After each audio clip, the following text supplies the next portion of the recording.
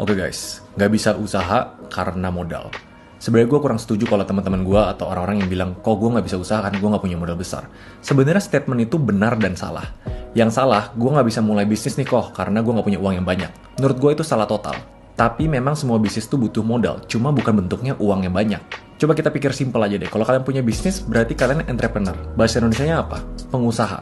Dari katanya aja, modal paling besar kalian tuh harusnya usaha. Kalau kalian pengusaha, berarti modalnya itu harusnya usaha, bukan uang. Kalian tuh bukan penguang.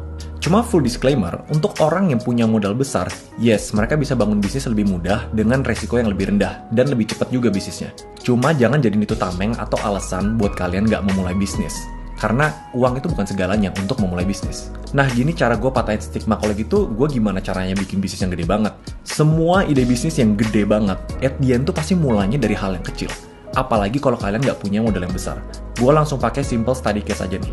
Kebetulan kemarin gue baru dateng ke openingnya F&B baru dari Jerome sama Jehian, namanya Menanti Toko.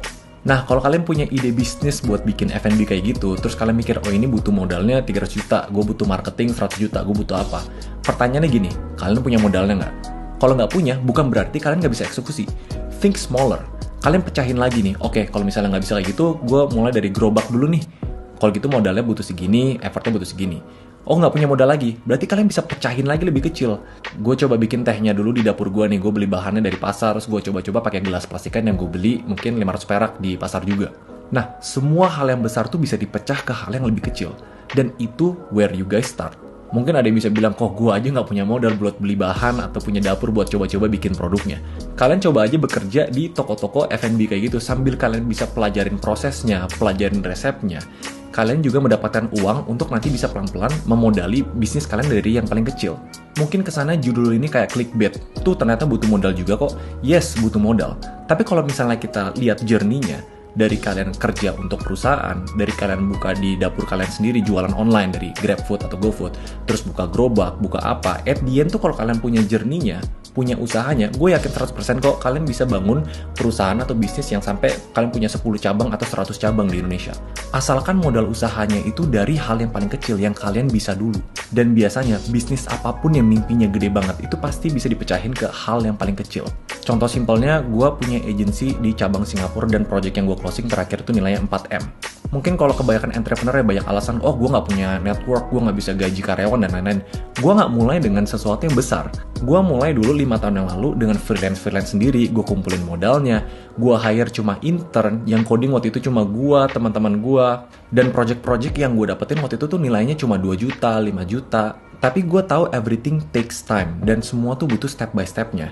Karena gue bukan lahir di keluarga konglomerat yang gue bisa punya banyak network buat cari klien langsung nilainya gede. Coba bayangin aja kalau dulu gue punya alasan, oh gue nggak mungkin nih bisa bangun agency cabang Singapura sampai projectnya MM-an, karena gue nggak punya modal.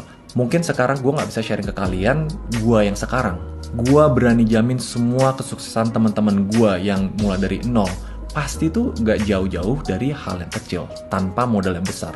Video ini agak beda, kalau kalian punya ide bisnis yang gede banget, kita sama-sama breakdown bareng-bareng deh. Kita sama-sama diskusi di kolom komen. Kalau gue ada waktu dan gue bisa sharing, nanti gue bakal bantu kalian pecahin. Nih step by stepnya buat kalian mau punya restoran gede, atau kalian mau punya agency sampai cabang Singapura, atau kalian mau punya bisnis clothing line yang punya 100 cabang. Dan di video ini gue ngundang kalian semua untuk dream big, tapi start small. Di dalam hati gue tuh gue pengen banget kayak majuin Indonesia dengan cara sharing biar semuanya tuh bisa mulai usaha, bisa jadi entrepreneur. Karena gue yakin kok, gue sampai di sekarang itu bisa mulai semua tanpa modal yang besar. Modal gue minim banget. Pasti gue bisa extend dan gue sharing ke teman-teman biar kalian juga bisa mulai dengan hal yang kecil. Jangan bersembunyi di balik alasan privilege. Privilege itu ada, tapi itu bukan alasan kalian buat untuk gak mulai. Oke, gue bakal tunggu ide bisnis kalian. Coba komen di bawah, kita breakdown lagi kira-kira step satunya tuh apa sih yang harus kalian lakuin. Kalau di sini ada teman-teman entrepreneur lain yang lebih berpengalaman, kalian feel free untuk komen di bawah deh. Kita bantu teman-teman yang punya ide bisnis buat start small, biar mereka nggak punya alasan lagi untuk, oh gue nggak mau mulai karena gue nggak punya modal gede. Alright, see you guys di kolom komen.